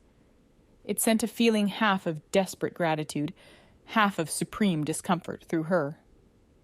"That is quite enough of that," she said. "We have things to deal with at present that are slightly more urgent than a broken kneecap. We are, it appears, prisoners here in all but name." Feliu's posture straightened at once, his expression becoming once more businesslike. "I apologize, madam," he said stiffly. "No apology necessary," she said, her tone softening. "I appreciate the concern." Josip was watching them, smiling, and at her words, his habitual smile widened. "From what I hear, we could have been much worse off than simply prisoners. Word is, the mayor insisted on negotiating with you rather than Joska, because she assumed that someone who'd barely regained consciousness after an injury would be more pliable to deal with. You appear to have disabused her of that notion." She sighed and lowered her voice. "The problem is, Josip, we We don't have time to spare dealing with this. We have to find the portal mechanism, and we have to find a way to destroy it. How long do you think before soldiers appear at the village walls to hunt us down?" She gestured down at the medical cot in disgust. "I can't even walk! We won't stand a chance against a company of soldiers." Josip pulled up a stool and dropped down into it. "That's what I meant to talk to you about," he said quietly. "Benny was able to increase the signals on the wavelengths so they can reach through the force field, and I've been in contact with some of the crew back in the Yibo city." He paused, glancing at her. "I'm sorry, Alba. I should have begun with this. They're unharmed, as of the moment. It appears that as long as the humans are giving the Yibo government what it wants, the Yibo have no particular motive to kill the rest of the crew. And Captain Matten, for all his faults, is giving the Yibo what they want." Alba nodded, trying not to let the sick relief show on her face. She knew better. She knew better than to allow considerations such as that to influence her decisions, but after everything that had happened, the thought that perhaps the people she'd left behind were safe, at least for the moment, was a relief that was almost visceral. "That's excellent news, I'm sure," she said brusquely, once she'd recovered herself. "But I hardly see how—" "That's not all." There was a grave note to his voice. "My friends say negotiations are proceeding quickly. And considering one of the prerequisites of the deal was proof of your death, I'm afraid you're right to be worried." Alba sank back on her cot. She was so tired. She was so tired, and it had been so long since she'd been able to rest. "Very well," she said. "Then we simply need to find the location of the portal mechanism from a group of rural Yibo, who are all but outright hostile, escape from our apparent prison sentence, travel mystery knows how far, and shut down the mechanism under the very noses of the Yibo soldiers I am certain are guarding it, all before we're hunted down and murdered. Correct?" "Alba," said Josip quietly, and the sympathy and the sheer, unearned kindness in his tone was almost enough to break her. She closed her eyes. "What do we do now?" she whispered. "What in the mystery's holy name are we going to do now?" There was a small noise, and she opened her eyes, turning her head quickly. Across the narrow room from her was the bed where Rafael, Joska's injured crew member, lay, and standing beside the bed was that innocent-looking, unassuming young woman, with her wide green eyes and round cheeks and dark hair with the hint of auburn at the roots, the color incongruous against the light brown of her skin. The one who, Alba was almost certain, was none other than Savina Moya, the ruthless assassin Alba had put out a warrant for, light years away and lifetimes ago. For just a moment, the girl's eyes met Alba's, and for just a moment, Alba caught a flash of pure, unadulterated hatred in that glare. Then the girl smiled her dimpled, innocent smile and turned to leave. But something about that smile left shards of ice in Alba's veins. "Alba?" asked Josip quietly. She dragged her gaze away. "It's nothing." How much had the girl overheard? Perhaps their time was even shorter than she had imagined. Chapter 4. Aran. Aran stared at his friend for a moment, then leapt to his feet, shrugging his shirt back on. "What are you waiting for? Let's go." He strode over to their makeshift camp and dropped to his knees, shoving equipment into battered cases with shaking hands. His chest was tight, a mixture of desperate hope and existential terror that had grown stronger and stronger the closer they got to their goal. Because what if he was wrong? What if this whole thing was fake? What if they found the person who'd sent the blood sample through the portal to the Joias System, only to realize that there was no cure? That something had happened to the sample on its way through the portal, or their DNA tests hadn't accurately read the alien DNA? That there was no way to save Istvay's life? He shouldered one of the knapsacks and grabbed as many of the cases as he could hold, striding over to where they'd left the pod. He ducked inside, glancing around quickly, and began shoving the equipment into whatever open spaces he could find, hardly caring what the results of his packing looked like. Istvay arrived a few moments later and bent beside Aran, packing the scientific instruments carefully away, tucking them into a blanket for extra padding. Aran glanced over at them as he finished. They were folding the blanket carefully, smoothing each crease with their fingers before making the next fold. Their hands trembled, making the folds ever so slightly uneven. He closed his eyes for a moment as he turned away, ducking back out of the pod and starting back across the clearing. Istve was dying. It was becoming clearer every day. He could see it in the growing hollows under their eyes, the way it took them longer than usual to wake in the mornings, their frequent pauses to rest. That had been why, although neither of them said it out loud, Aran had been the one distracting the spider, while Istve worked out the star charts. And yes, they'd both pretended it was because Istve was better at that sort of thing, and Istve was, but that hadn't been the reason. They'd both known, without having to say it, that Istve wouldn't be strong enough. The effects of the genetic defect were gradual at first. Deeper hollows under your eyes, losing weight no matter how much food you ate. The slow onset of weakness. And then, at some point, it would reach a tipping point and the symptoms would speed up. You could go from healthy, if gaunt, one day to 2 months later hardly able to sit up on your bed. It didn't take long once it started. It had already started. There was no turning back the clock. He found a cure for Istve within the next few weeks, or it would be too late.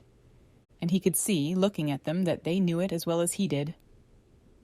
It only took a few minutes to finish gathering up their few remaining supplies.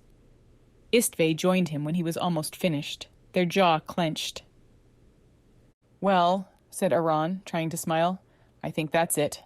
I'll bring the last load over to the pod, then we can—" From overhead, there was a noise, a little like thunder, and when he looked up, he had to shield his face against the brilliance of whatever it was. Istve swore. "It's a ship." Their voice was grim. "I don't know about you, but there are very few people in this system with a ship that I want to see right now." They grabbed Aran's arm and dragged him after them into the woods. The two of them crouched in the undergrowth, watching the craft descend. It was a craft. That much became obvious after only a few moments, but it wasn't until it had landed, steaming and hissing in the large clearing next to their pod, that Aran was able to make out the shape of it. It was large and sleek, built for speed both in atmosphere and out. The design was spiky and angular, the colors red on black. Looking at it, Aran shivered despite himself. There was something about the ship that looked aggressive, frightening. "Aran," said Istve quietly, "do you have any idea who that is?" On Aran's shoulder, Ani was muttering a low growl. "I didn't see many of the Yibo ships," Aran whispered, "but this doesn't look like—" The hatch slid open, and a moment later, a figure stepped out. Aran sucked in a sharp breath, and beside him Istve did the same. Aran had never seen a creature like this one, but he knew immediately what it was. The newcomer was tall, taller than a human by a good half-meter. She, at least Aran guessed it was a female, although at this point it was only conjecture, wore an outfit of something that moved and rippled like cloth, but was likely armored. The charcoal gray color would blend easily with shadows, but the camouflage effect was ruined by the bright red cloak the creature had flung over her shoulder. Her eyes, too, were blood red, her features disturbingly human, but with sharp incisors visible at the edges of a vicious smile. Long black hair hung almost to the creature's knees, pulled into a half ponytail but otherwise loose, and a scarlet ribbon was woven through the tresses, the colors of it hypnotizing against the shiny black. The alien's skin was pale, an almost translucent shade of ivory, her body muscular, her movements smooth. She surveyed the clearing and paused for a moment, closing her eyes and raising her head as if she were a predator scenting out its prey. Then she turned and said something back into the ship. A moment later, 6 more of the creatures emerged. All of them were smiling, small, hungry smiles. "Well," Istve whispered, their voice barely audible in Aran's ear, "I guess I know why the Yibo are frightened of raiders." Aran nodded, hardly able to take his eyes off the raider captain. She glanced around the clearing, once, then her eyes came to rest on the spot where he and Istve were hiding. "Hello, humans," she purred in common dialect. "You may as well come out." Aran took a deep breath, holding the still growling Ani firmly onto his shoulder. "I guess we don't need to go looking for them after all," he whispered to Istvay. Istvay's eyes went wide. "Aran! No, wait!" Aran had already got to his feet and stepped out into the clearing. Like the raider captain said, no point in hiding anymore. The captain smiled as Aran emerged, and for a moment he had the same sensation that he got back on Colorida, staring into the eyes of a mottled land shark, a mix of exhilaration and pure animal terror. He swallowed hard. Ani tightened her grip on his shoulder, clearly almost out of patience after the day she'd had. "Ani, be nice," he whispered. "These are friends." He glanced up at the raider captain. "I think," he amended, "you may as well tell your friend to come out as well." The raider's voice was deeper than a human's and cut with amusement. She had a strange accent, different than the Yibbo's. "We'll kill both of you either way, but this will be easier on all of us." Aran cleared his throat. "Listen, I think you sent a box through the portal to our homeworld. I'm just trying to figure out—" The raider captain stared at him for a moment. Then she threw back her head and laughed. "Aran, what the hell?" Istvay's voice hissed through his wavelength. "One of your human friends lured one of my people into the Yibbo city and shot him in the face. And while she was getting away, she shot more of my people. I lost 4 of my crew to her. We lost her trail, worse luck, but I thought at the very least we could take back from her crew what she took from ours. There's only 2 of you, I see, but that's enough for a start. We'll find the rest soon enough." "Aran! Get to the pod! They clearly aren't here to talk!" Istvay's voice had taken on a familiar, frantic tone. Ani was hissing like an angry cat, her eye pouches bulging. "No, Ani," Aran whispered. "We can't make enemies." He turned back to the raider, who was now looking slightly puzzled. "Look," he said shortly, trying to keep hold of Ani. "I'm really sorry about whatever happened back in the city, but this is actually kind of important. Aran, for hell's sake!" Ani pulled one of her tentacles free of his grip, spiking him in the process. He yelped and let go, grabbing for her again as she made an abortive launch from his shoulder towards the raider captain's face. "Kill him!" the captain snapped, and 2 of her crew started around the edges of the clearing, like he'd seen crested gatorlings do when they were stalking a helpless fawn. Ani yanked another tentacle free. Aran grabbed for her again and missed, and she flung herself in a tentacled mass of pent-up irritation towards the raider captain, just as one of the other raiders leapt towards Aran. Aran dived out of the way, and the creature's clasping hands caught the edge of his trouser leg. The raider jerked him towards them, and Aran yanked at his trapped leg desperately. "Ani!" he shouted, looking wildly around the clearing. The raider captain had jumped out of the way, and Ani had landed on the raider behind her. She was biting down with her beak, every tentacle spike fastened into the raider's body. The raider was covered in armor, but Ani's gnawing was clearly making a dent. Aran could see the telltale convulsions beginning. He cursed under his breath. "Ani!" Damn it to hell, if the raiders were upset before, the chances of having a civil conversation with them after this would be, well, he wasn't sure what they would be, but a hell of a lot less than they had been. And that wasn't saying much. Ani turned at his voice, and she leapt from her victim, soaring halfway across the clearing, before she caught herself with one tentacle on the shoulder of another of the raiders, then landed firmly on the face of the raider, who had their clawed fingers around Aran's ankle. "No, Ani! Damn it!" Aran gasped, yanking his foot free. Another raider was sprinting towards them, and Aran grabbed the first thing he could find in his supplies pouch, a retractable cord, and shot it off into the creature's face. The raider jumped back, scrabbling at their eyes, and Aran grabbed a flare and shot it off at another raider, who must have seen what was happening and was on their way over. Ani had apparently finished with her victim, because he could hear in the back of his mind the sound of the raider's body landing hard on the forest floor. Then she was boiling across the ground, towards the raider Aran had pushed back with the flare. There was the unmistakable throb of a pulse weapon, and a raider dropped, clutching at their shoulder. "Aran! Get in the damn—" Istvay's voice cut off in a muttered curse. The clearing was by now a scene of utter chaos, and it took Aran a moment to even spot his friend. They were standing on the edge of the clearing, a pulse weapon in their hand, and a grim look on their face. "No!" he shouted. "No, Pishti, you can't. I'm fine. I've got Ani. Just—" He scrambled to his feet and dodged out of the way of the grasping fingers of another raider. Ani was attacking two raiders at once now, her body a flurry of lime-green tentacles and ear-piercing hissing. "Look!" Aran panted, trying to catch the eye of the raider captain. "Look, sorry for the misunderstanding, but I just really need to know—" Istve swore. "Fine. Just hold on for 2 seconds then." They snapped through the wavelink. The raider captain's head was turning in Istve's direction, and Aran leapt forward, plowing directly into her. She turned in shock, then grabbed him by the front of the shirt, her face a snarl of fury. "How dare you—" she began. "Listen," said Aran. I'm not trying to make trouble. We just really need to know—" "Need to know what?"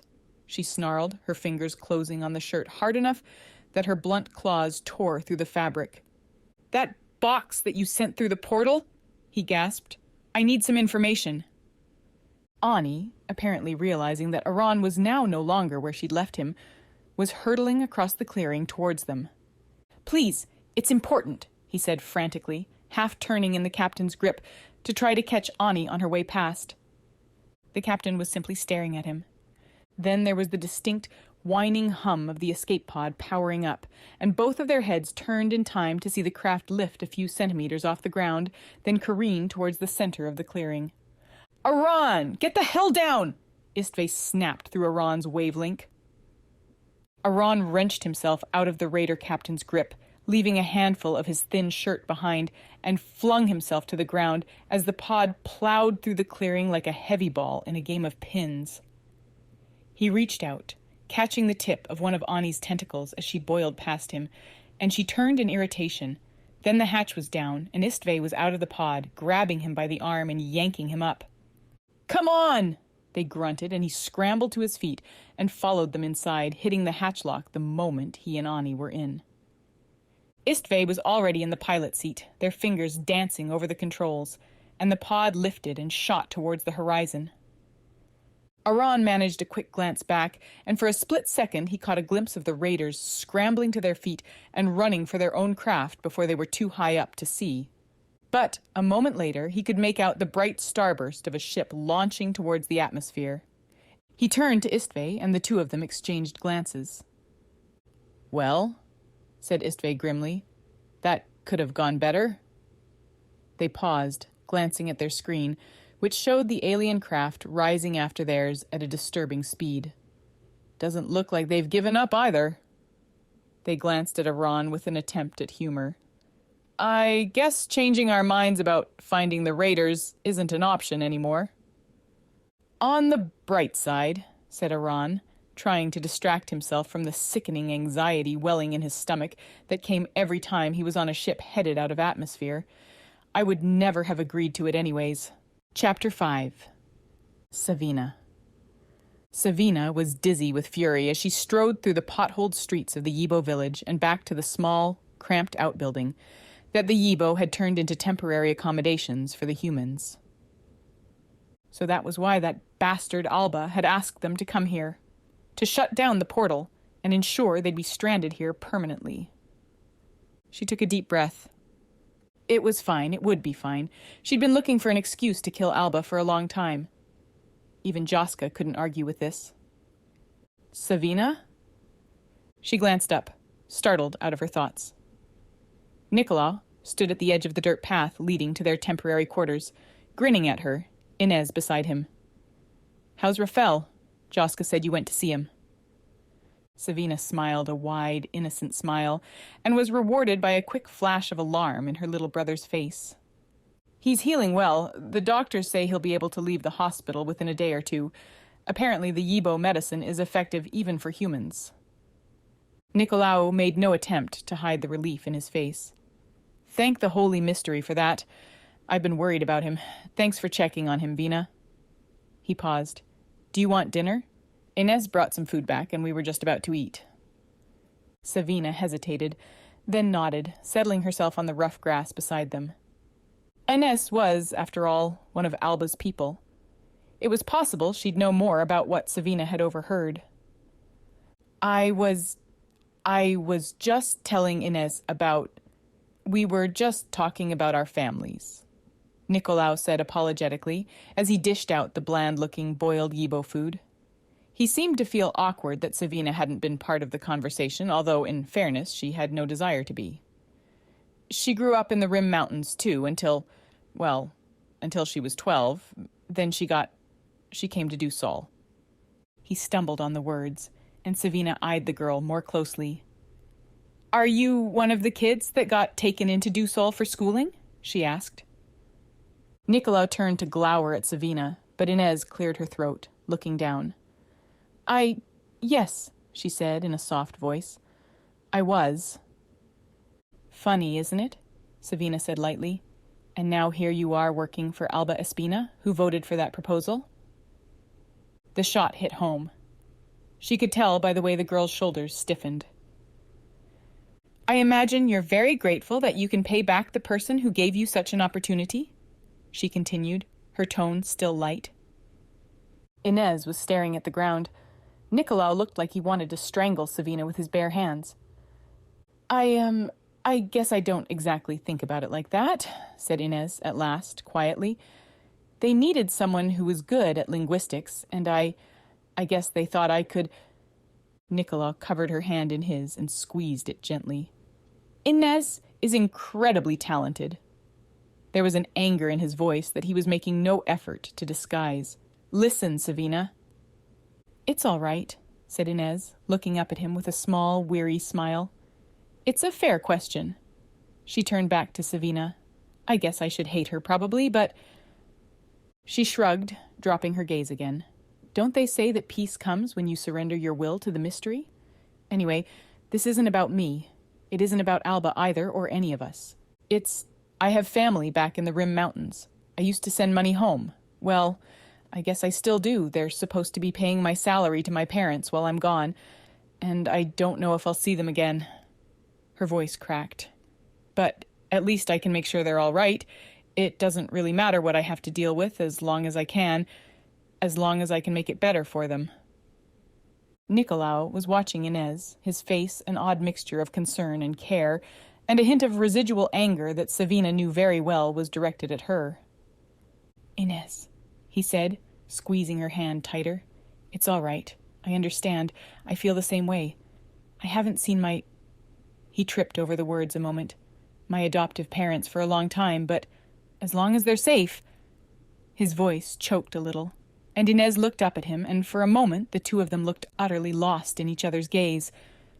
Savina sighed in irritation. From the look of things, she wouldn't get anything more out of either of them, at least not anything useful. She stood and strode into the building behind them. They hardly seemed to notice she'd left. Once inside, she sank down on her cot, closing her eyes against the late afternoon light that danced uneven and overly bright through the translucent walls, and dropped her head into her hands. Damn Alba to hell. Damn her to the void. She was planning to trap all of them behind the portal, and that pathetic, sappy little interpreter her baby brother had gone stupid over didn't even seem to care. She yanked one of the knives out of her belt, turning it over and over between her fingers. It should be easy enough to sneak into the hospital. There were 100 ways Savina could kill Alba, but she wanted to watch the woman die slowly, wanted to see the fear in her face as the life drained out of her. The bed creaked, and she looked up with a start to see Joska sitting beside her. Savina, I got permission to go check on the ship. Gather our things, the woman said. I was hoping you'd come with me. We'll need 2 of us to carry things, and Benny is about asleep on their feet. The Yibo told me that as long as we don't travel in a large group, and we keep to the paths as much as possible, we shouldn't be a target for the creatures we ran into last time. Savina scowled, shoving the knife back into its hidden holster in her belt. Fine, she said shortly. She needed some fresh air anyway, and she was too angry to sit still any longer. They reached the edge of the village, where Joska had a quiet conversation with 2 of the Yibo guards. At last, The Yibo stepped aside to let them pass, but two of them followed after Joska and Savina as they ducked through the opening in the force field. Savina scowled at them, but they stayed a polite distance back. "Nicolau told me where to find you," Joska said quietly as they walked. "He said you seemed upset." Savina fought down the sudden surge of fury. "Alba lied to us," she said flatly, when she had her voice under control. "She didn't choose this planet because it had medical facilities. This must be where the equipment to open the portal is located. She wants to destroy it. She wants to stop any of us from getting home." Joska was quiet. "Well?" Savina snapped at last, irritably. "Are you going to actually say something?" "Do you know why she's doing this?" asked Joska after a few moments. Savina glared at the woman. "Why the hell does it matter?" Joska chuckled wryly and didn't answer. "I guess you know why, don't you?" said Savina. "Were you planning on telling me at some point?" Joska was silent a while longer. At last, she glanced over at Savina. "I've spoken with Phalio and Josip," she said. "I think I can make a fairly good guess." She paused. "While they were in the government compound, it seems they found that the Yibo intended to go through the portal and, well, I'm not completely clear on the details, but the sum of it was the people back home would be conscripted as cannon fodder in an alien war, and Kavako would end up in charge of the government. She shook her head. "I can't say I love everything our Chief Justice has done, but I can at least give the woman her due. She's not one to shirk from something she considers her duty, so if, as you say, she intends to sabotage the portal, my guess is that she sees this as the only way to stop that from happening." Savina stopped walking, staring at Joska. "And you're fine with that? With being trapped behind the portal? Never getting home again?" Joska paused a moment, then sighed. "Savina," she said at last. "I've known since the moment we came through that portal that our chances of getting back alive were slim. If—" Her words choked off, and Savina blinked at her. She'd never seen Joska break down before. Joska took a deep breath. "My life hasn't been the luckiest." Her voice was thick, and Savina felt that unconscious, unwelcome twist of guilt that she'd been feeling more and more often around Joska. The woman shrugged. "I don't have much family back there, a niece down on Colorita. She got into trouble a couple of times, but she's out of prison now, cleaned herself up a bit. I stop by there when I can, and—" She drew in another deep breath, as if speaking was more difficult than she'd imagined. "And if I'm trapped here in exchange for keeping her alive? Giving her a chance at a life that I never quite got, as much as I tried for it?" She shook her head. "Like I said, I don't think all that much of some of the decisions the Chief Justice has made. She's too arrogant by half, but this one, I hope I'd be brave enough to do the same thing myself in her position." Savina stared at Joska for a long, long moment. She hadn't said it. She could have. She could have rubbed in Savina's face the fact that the only reason she was here was Savina. That just as she'd been on the verge of finally climbing out of the hole she'd been thrown into by the solar storm that wrecked her ship, Savina had come in and taken it all away. She could have said that, and she would have been within her every right to. But she hadn't, and somehow that made it worse. They walked the rest of the way to the ship in silence. When they reached it, it took only a few minutes to gather the remainder of their meager possessions and pack them into the battered knapsacks Joska dug up from the ship's supply storage. Savina slung one of the bags over her shoulder, scowling at their Yibo guards, who were still keeping a respectful distance. "You ready?" she snapped at Joska. Joska emerged from a last check of the cockpit. She gave Savina a brief smile, but Savina could see the weariness under it. "I'm ready." Savina stepped down the loading ramp and Joska followed. It was late in the evening now, and there was a soft buzz and chirp of insects in the long grasses, the breeze on Savina's face cool and sweet. She'd only made it a few steps, though, before she caught another faint scent on the breeze, something heavy and incongruous and putrid. She wrinkled her nose, glancing at Joska. She could see the moment when the woman caught the smell, the way her posture stiffened. She met Savina's eyes, and the sudden, tight concern in her face matched the tight knot in Savina's stomach. "I'm sorry, do you mind? I have to relieve myself. I'll take Savina with me to stand watch," said Joska to the guards. The guards must have understood enough, because they tipped their heads to the side and didn't try to follow as Savina and Joska walked off into the tall grass. The smell grew stronger as they drew closer, and as a particularly strong gust hit them, Savina almost gagged. Then they stepped over a small rise, and Savina had to swallow hard, bile rising in her throat. It wasn't like she hadn't seen death before. Hell, it was all in a day's work for her, but this... There were about 10 bodies, although it was hard to tell for sure. Animals had been at them, and now it was more a collection of limbs and gnawed bones than anything recognizably human. But they'd been human. There were enough pieces left that Savina could tell. "How many days old, do you think?" Joska asked grimly. She'd pulled the collar of her shirt up to cover her nose and mouth, and gone to kneel beside the bodies. Swallowing back vomit, Savina did the same. "It was hot out today. This could have happened as recently as last night or early this morning," Joska continued, glancing up. "It's hard to tell." Savina knelt gingerly by one of the bodies and turned it over. She sucked in a quick breath. "Joska!"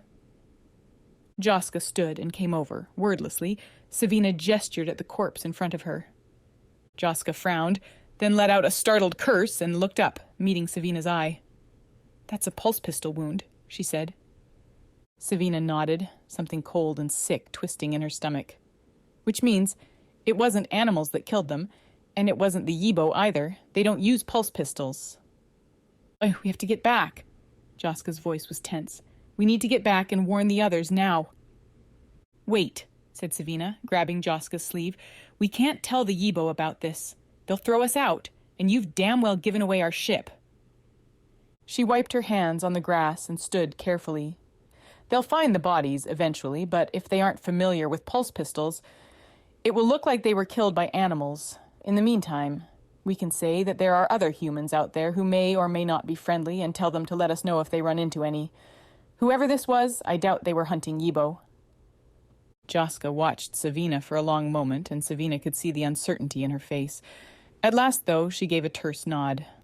"All right," she said. "I don't like it. But you're right. Rafael and Alba won't survive us getting thrown out. But if for one moment we suspect that we're putting this village in danger for sheltering us, we tell them, I'm not going to put innocent people's lives at risk without their knowledge. Not if I can help it." Savina rolled her eyes and turned away. When they got back to the village, Joska went to speak with the mayor. Savina walked slowly back to their quarters. Nicolau and Inez were still outside, sitting together in the dark, and their quiet laughter floated over to Savina on the cool night breeze. But in her head, she could still see the dead, bloated bodies lying in the grass, and the scent of rotting meat clung to her nostrils. She made her way inside and dropped down on the cot. She let her head fall into her hands, and for a long, long moment, she just sat there. She was so tired. She was so tired. "Savina?" She jerked her head up, fighting back a curse. Nicolau stood over her, concern on his boyish face. "Savina. Look, He dropped down on the cot beside her. "I'm sorry. I didn't mean to. It's just...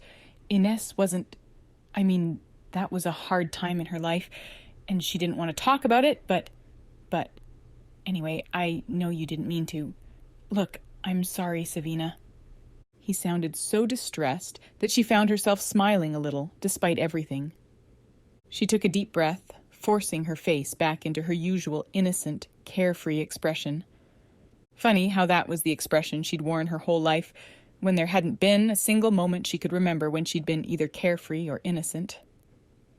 "No, you were right," she said. "Please apologize to Inez for me. I was in a bad mood, and I shouldn't have pushed her." Nicolau stared at her for a moment, expression caught between puzzlement and the vague terror he always got when she smiled, then shook his head.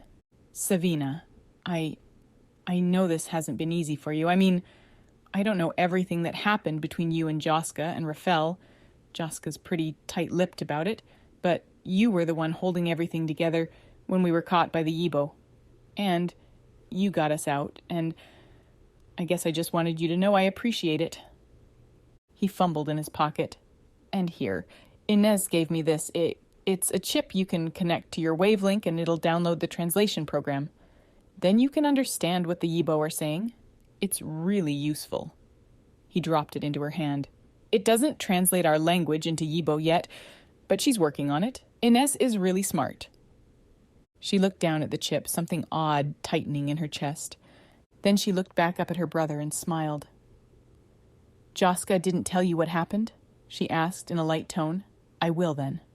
I held her at gunpoint and stole her ship and forced her to go after the diplomatic ship because I wanted to kill Alba. I almost did too.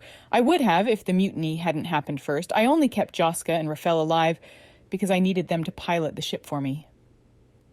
He was staring at her in utter shock. She gave him another dimpled smile. "Good night, Nicolau." She could feel Nicolau's eyes on her as she rolled over on her cot and pulled up the blankets. "Savina?" he asked at last. She ignored him. Finally, she heard him sigh, and his footsteps moved off to the other side of the room. She waited until everyone else had come in, and the soft, steady breathing from the cots around her told her they were asleep. She couldn't get her mind to stop replaying the picture of the dead bodies in the grass over and over. There were two possibilities. Whoever had killed those people was after her, or they were after Alba. It could be either. But ultimately, it didn't matter, because her siblings were here. Joska and Rafael were here. Her baby brother's crush was here. And once again, they were in danger. At last, carefully, she sat up, glancing around the small cabin before standing. Everyone seemed to be asleep. She slipped out the door and made her silent way through the empty streets until she reached the hospital. She didn't usually worry about sneaking into places. Her modus operandi was usually letting people see her, letting them convince themselves of her harmlessness, letting them helpfully guide her to where she needed to be, then cheerfully telling her that if she needed anything at all, just let them know. But her days in Yure's employ had at least reminded her of the basics. She waited in the shadows just outside the hospital doorway, shivering in the cool of the evening air. She could see the stars, despite the robust force field. There was something about the faint haziness above her, though, that made her feel just a little more comfortable. Whoever had killed those people would have to get through the force field before they could hurt anyone inside. And Joska had spoken to their Yibo hosts to warn them not to let strangers in. With any luck, before whoever it was had a chance to get past all those obstacles, Savina would be able to put a stop to this. Her muscles were stiff and cramped, and judging from the faint graying in the sky, it was well past midnight by the time an opening appeared in the sheer wall next to her, and a tired-looking Yibo medic stepped out. Savina stood silently and slipped through the opening before it closed behind him. She was quiet enough he didn't even look back at her. Once inside, she kept to the shadows. She'd visited Rafael here more than once, and she could remember her way easily enough. It was only a few minutes later that she stood outside the small room that had been set aside for the humans. She took a deep breath and slipped inside. It was dark inside the room and quiet. The only sound was the soft beep and hum of the medical equipment and the slow, quiet breathing of the patients. The overhead lights were off, but the room was lit by the faint glow of emergency lighting, and the starlight from outside peeked in through the windows, casting the room in pale shadows. Savina walked noiselessly over to the cot nearest the window.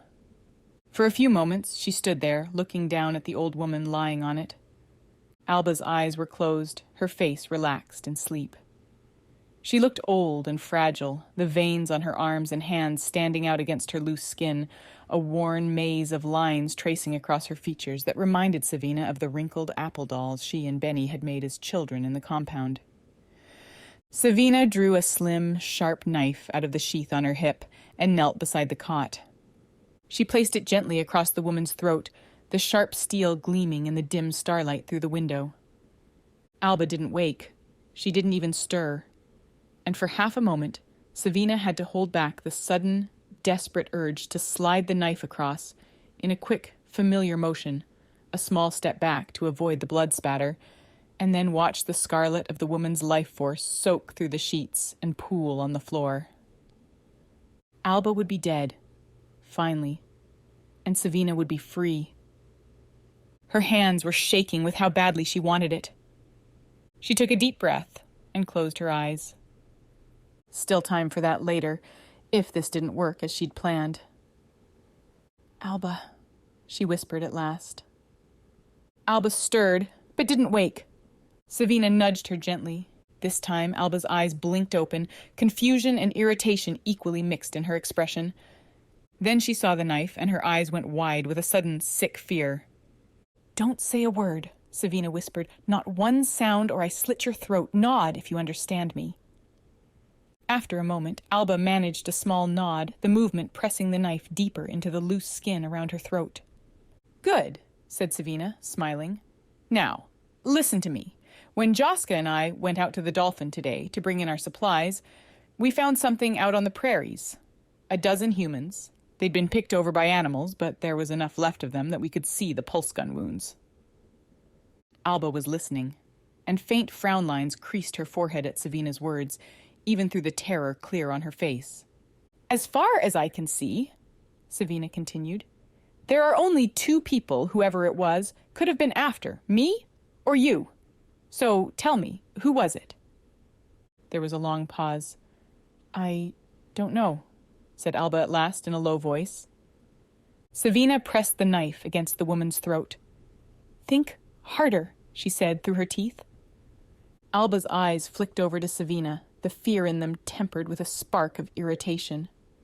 "As I'm certain you've gathered over the course of the last few days, there appears to be more people than I can count who'd like to see me dead, you included, apparently." There was an impressive amount of wryness to her tone for someone with a knife to her throat. Savina gritted her teeth in exasperation and leaned back on her heels. "All right then," she said, her voice dripping sarcasm. "Why don't we go through the list together, you and I, and we'll see if you can come up with an answer that won't lead to me slitting your throat right here." She leaned in closer. "Because believe me, I would very much like to do that." Alba let out a long breath. "Kavako, apparently, has wanted me dead for some time," she said. "Captain Matten seems to share his sentiment. I suspect that weaselly scientist the captain brought with him, as a replacement for Iran, wouldn't be opposed to killing me either. The Yibo head of government certainly wants me dead, as does the ambassador. And it would not surprise me in the slightest if there are other humans who were stranded on the planet when the diplomatic ship broke up who'd also like to kill me. Does that answer your question?"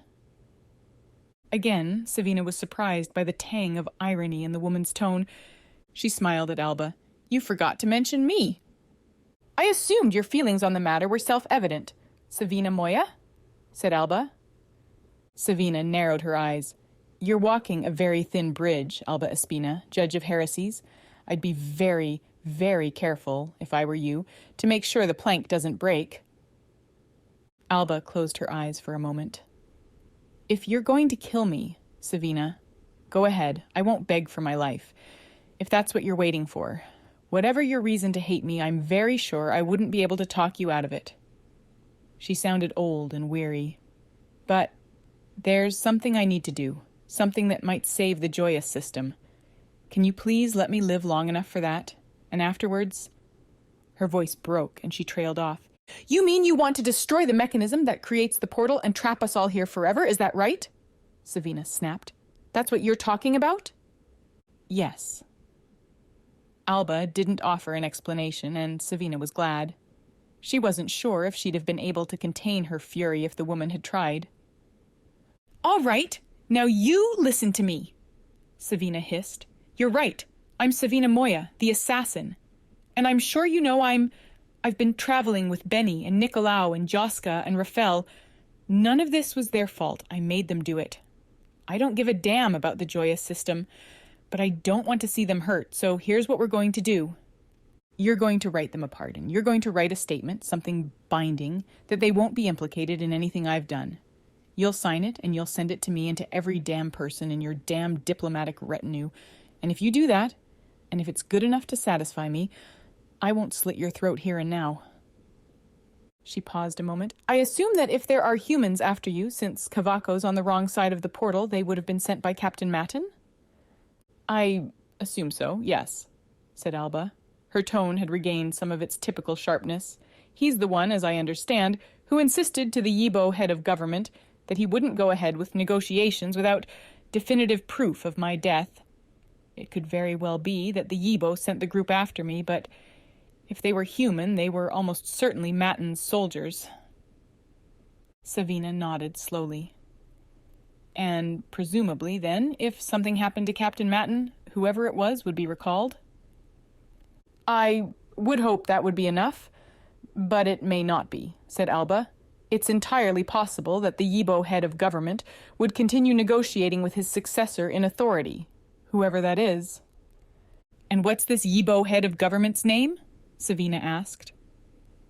Alba gave her a curious glance. It's Kachik. She paused. What are you... Savina pressed the knife harder against Alba's throat, and the woman fell silent. Now, Savina said pleasantly, I assume you're well enough to dictate a statement? Alba nodded and did as she was directed. When she'd finished, to Savina's satisfaction, Alba blinked to activate her wavelink. There, she said. Her voice was shaking, just a little, and Savina reveled in the fear in it.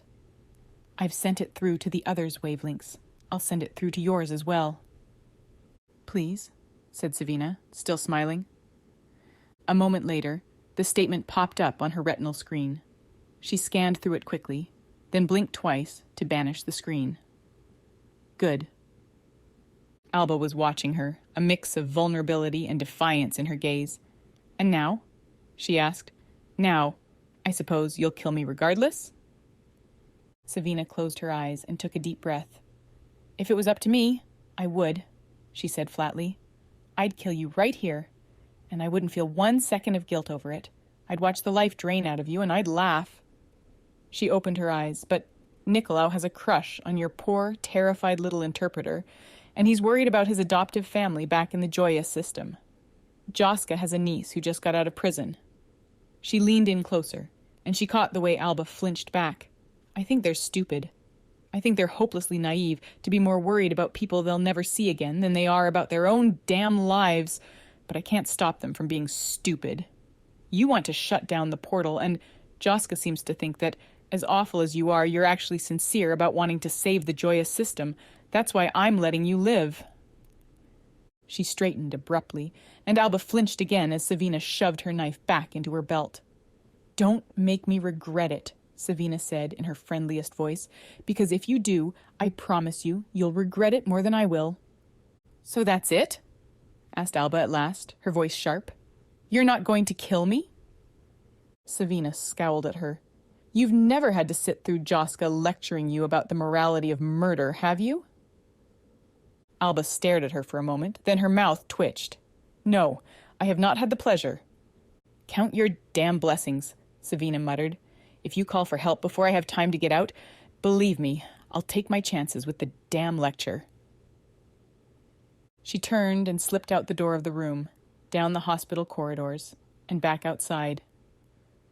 The light in the sky had brightened, and the world was now the dim monochrome of early pre-dawn. Savina walked through the narrow streets, keeping to the shadows. Damn it to hell. Damn that bloody Alba and the whole damn Joias System to hell. It was nothing but a stupid sentiment, sacrificing everything to keep someone else safe, to give them a chance at the life you'd never had, to spend the rest of your damn life hurting, in poverty, enslaved, in the hope that your sacrifice would save someone you cared about. Like Savina had, since she was 7 years old. Like how she and Benny had spent their whole damn lives in the compound, pretending to buy in, pretending they agreed with everything that happened there, to keep the baby brother they hadn't seen in years safe and happy.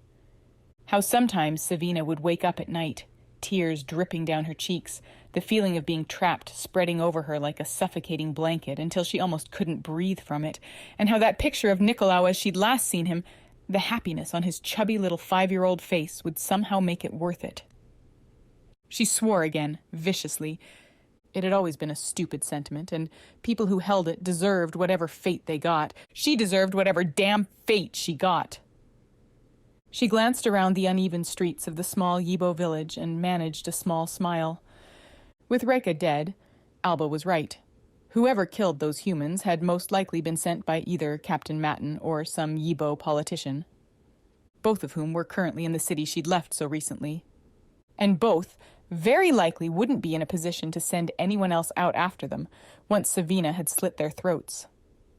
Surely someone in this village would have a ship and a reason to go back to the Yibo city, and surely even one of these bastards wouldn't be able to say no to a poor, innocent, lost human girl who was only trying to go back and reunite with her. Lover, perhaps? Father, maybe? Or mother? Not even a Yibo could be heartless enough to say no to that.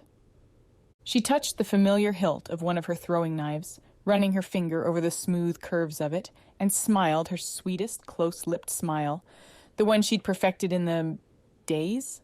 Weeks? Since they'd arrived in this system, even a Yibo couldn't say no to that. Especially not when this sweet, innocent human girl had the means to slit them open from hip to throat if they did, and no compunction whatsoever against doing it. Chapter 6. Alba. Chief Justice Alba.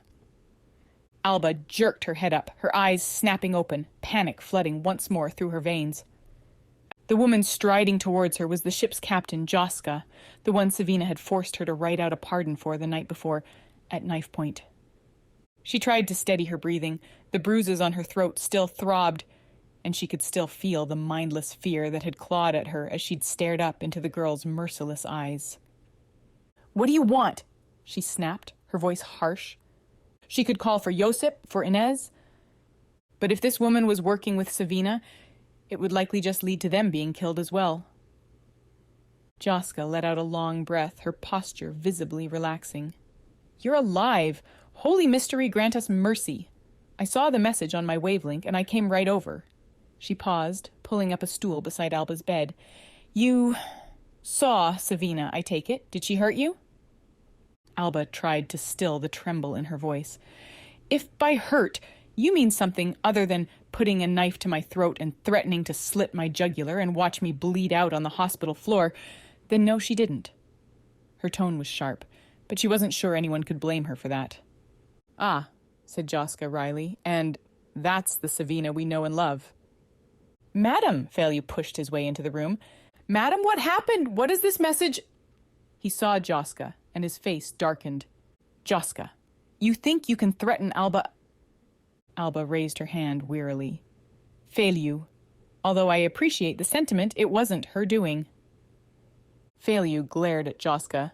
"If she wasn't threatening you, what was she doing here?" Joska sighed. "I had actually come for the same reason you had, to make sure Alba was still alive." She hesitated, then shook her head ruefully. "I suppose if you don't already know, you'll know soon enough. Vina, the girl who helped us all escape, is Savina Moya, the assassin," Alba finished, her voice sharp. Failue gaped at her. "Savina Moya?" Josip's voice from the doorway was thick with concern. "Yes," said Joska grimly. "It's a complicated story." "You knew this Savina was a dangerous assassin, and you didn't bother to keep tabs on her?" Alba snapped. Joska gave her a wry glance. "As you said, she's a dangerous assassin." "Where's Vina?" Nicolaus stumbled through the doorway, a frantic look on his face, his auburn hair mussed and standing up on one side. "Joska! Do you know where she is? Inez showed me the message on her wavelength, and I went looking for Vina, and I couldn't find her anywhere. And she's not answering her wavelength. Benny's still out there looking, but I thought maybe—" His gaze found Alba, and his face went dark. "Chief Justice Alba, if you've hurt my sister—" Alba had to fight back an incongruous laugh. "Nicolau, I doubt very much I or anyone in this room could hurt your—" She peered at him more closely. The resemblance wasn't strong, but it was there. "Your sister," she finished. "Joska, what are we going to—" He was halfway across the floor, and Joska rose quickly to stop him. "Nicolau, please. I'm trying to figure this out as much as you are." She paused. "And everyone here knows all the pertinent information about Savina at this point." "Nicolau!" Inez burst into the room and skidded to a halt beside the young man, looking panicked. "Nicky, it's going to be all right. We'll find your sister, I promise. Come on, we can't—" "Please," snapped Alba, raising her voice high enough to cut through the chaos. The room fell silent. Grimacing, Alba pushed herself up into a sitting position. "All of you, listen." She glanced around the room. "It appears we are all now aware that Vina is, in fact, the assassin Savina Moya." She turned to Joska. "I assume that's why she shot Rekka Solar while we were making our escape." "She also saved you from the raiders," said Joska dryly. "I feel that discussions of relative virtue are better saved for another time." Alba let out a breath. "You're right. This is hardly the time or place to discuss the morality of past actions." She fixed Joska and Nicolau with a sharp glare. "But we will not be able to escape that discussion in the future, at any rate," Savina informed me, while pressing a very sharp knife to my throat, "that there were bodies on the prairies outside the village. They were humans, which presumably means they were after one of us, and I am the most likely target. And further, Josip has informed me that Captain Matten is still in talks with the Yibo, and that they intend to go forward with opening the portal one way or another, which, again, likely means they are seeking my death." She paused, gathering herself. There was no point now in wishing for the life she'd had before the portal had opened, the life in which the greatest threat was being outmaneuvered by a political rival. She'd left that life behind, likely forever. This, then, brings up a number of complications. First, we don't know where Savina is or what she's doing. She glanced at Joska. "I assume from your question of earlier that, despite your stubborn defense of someone whose actions are, as far as I can see, indefensible, you can't vouch for either her whereabouts or her intentions." Joska's lips were pinched, but her silence confirmed Alba's statement. "That is not our only problem, although the Holy Mystery alone knows how we got to a position where a deadly assassin on the loose is the least of our worries." She turned to Josip, who was still standing silently in the doorway. "You've confirmed that there is more than enough reason for us to worry about pursuit.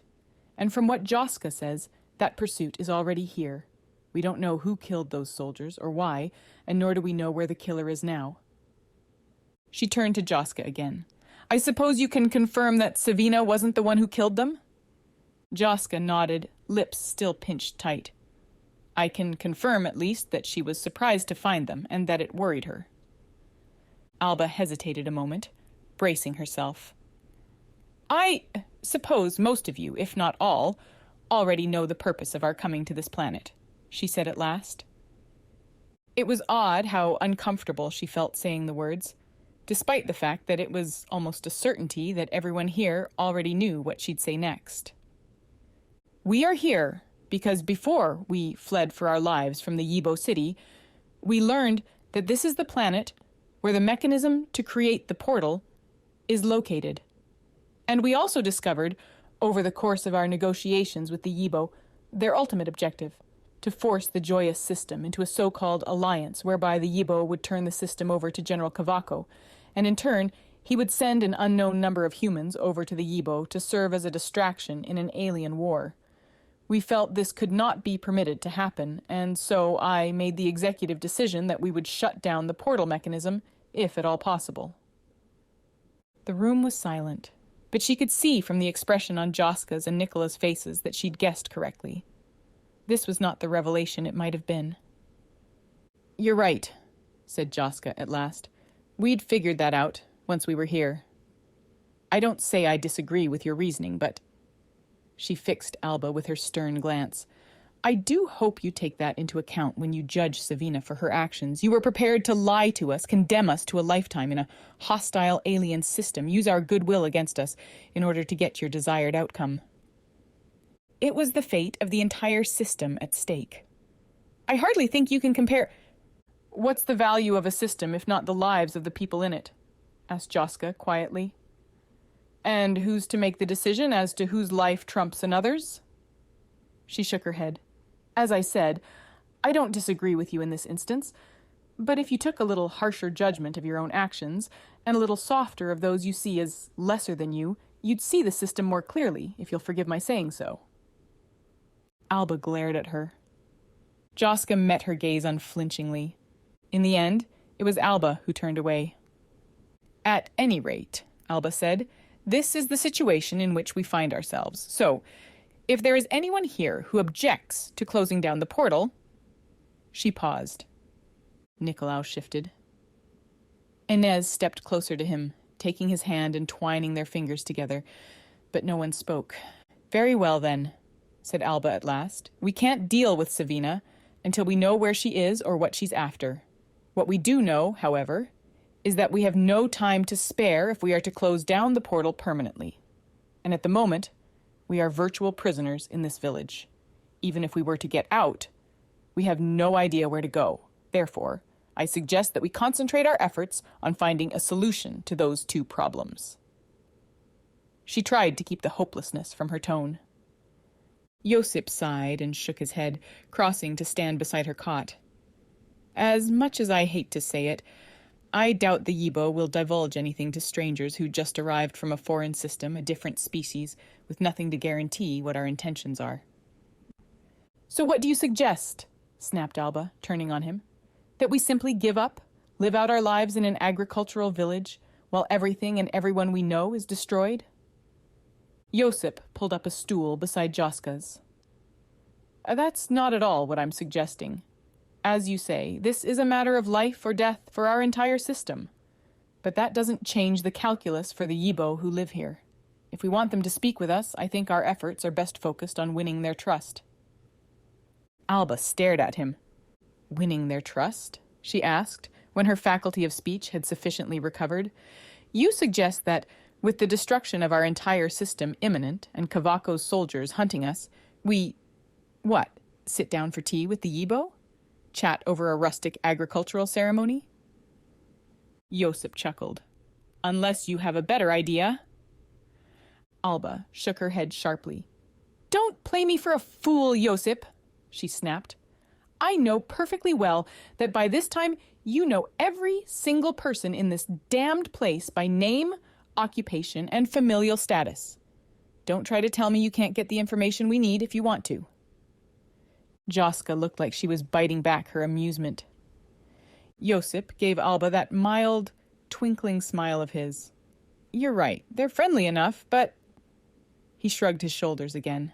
I hate to say it, Alba, but they know that you and I are friends. They're not going to tell me anything they don't want you to hear. For a brief moment, Alba stared at him, too shocked to respond. Friends. The diplomatic aide who'd been sent to, under her instruction, assist her in her negotiations with the aliens, or whatever they found on the other side of the portal. Friends? A few weeks ago, she would have scoffed at the idea and immediately asked that Josip be replaced for forgetting his place.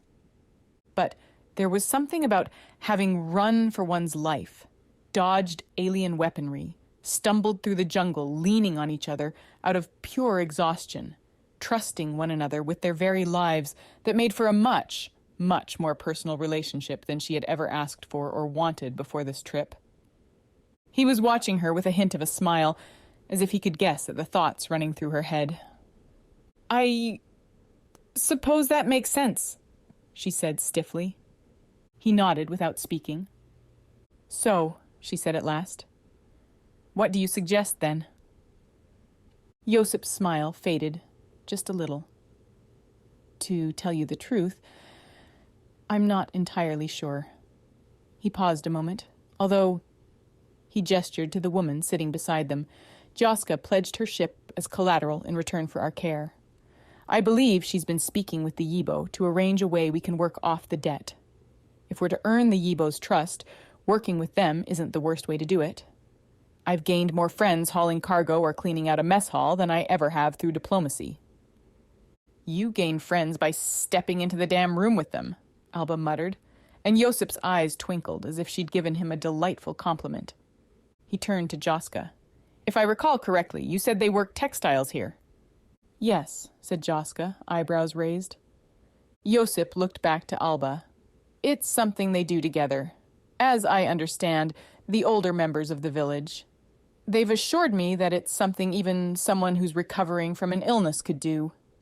I don't mean to be facetious, Alba, but I do honestly believe this is our best bet at finding out what we need to know. Alba closed her eyes and took a deep breath, trying to fight back the panic. "All right," she said at last, opening her eyes. "If I understand correctly, you are suggesting that our plan to save the entire Joias system should consist of joining the local knitting circle." Joska turned aside quickly, coughing loudly into her fist. Inez looked petrified, Feliu looked offended, and Nicola looked mildly confused.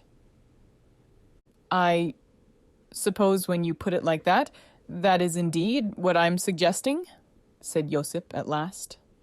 He was clearly biting back a smile. Alba sighed. It wasn't even mid-morning, and she'd already been threatened with a knife to her throat by an assassin, called to account by a cargo ship captain, and berated by a fresh-faced crewman who appeared to be completely infatuated by her diplomatic linguist. And now she was being encouraged to join the Yibo equivalent of a knitting circle. "I suppose it can't be any more absurd than the rest of this damnable mission has been so far," she said at last, sourly. "Well then, if that's the case," she turned to Josip, "I suppose you may as well tell whoever's in charge that we'll be there.